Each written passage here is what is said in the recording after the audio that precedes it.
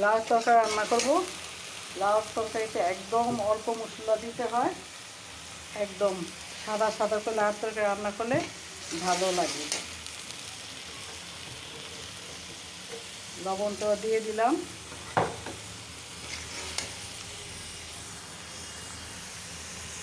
আর একটু অল্প আদা রসুন দিলাম। লাউ তরকারি একদম সাদা সাদা করে রান্না করলে ভালো লাগে খাইতে। আদা রসুনটা দিয়ে দিলাম। এখন আরেকটু মশলা দেবো, একদম কম মশলা দিলে তো হয় না, আরেকটু মশলা। এর সাথে মাছগুলো দিয়ে দিলাম।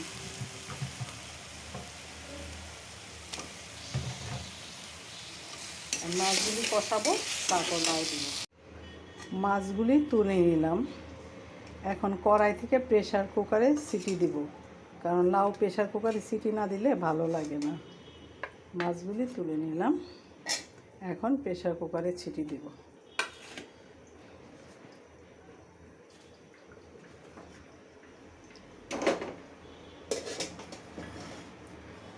এখন লাউগুলি দিয়ে দিব আস্তে আস্তে।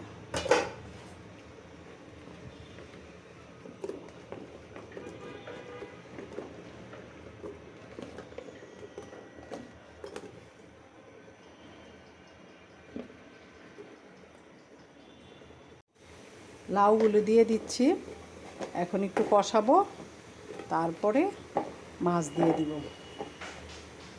প্রেসার কুকারে লাউ রান্না করলে লাউটা খুব মজা হয়, খুব সফট, খুব গলে যায় তাড়াতাড়ি, ভালো লাগে খাইতে। তাই প্রেসার কুকারে আমি লাউটা রান্না করি।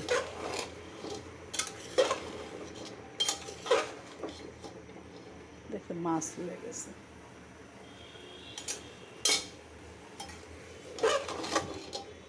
এখন কষাবো, তারপরে পানি দিয়ে দিব।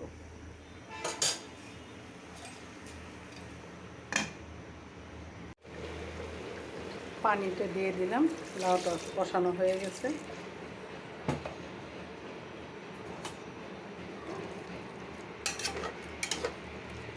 শীতের দিনে লাউর তরকারি আলাদা মজা খাইতে। লাউর তরকারিটা হয়ে গেছে, এখন নামিয়ে ফেলবো। শাক বাটা দিয়ে দিছি, এখন ধনিয়া পাতাটা দেব।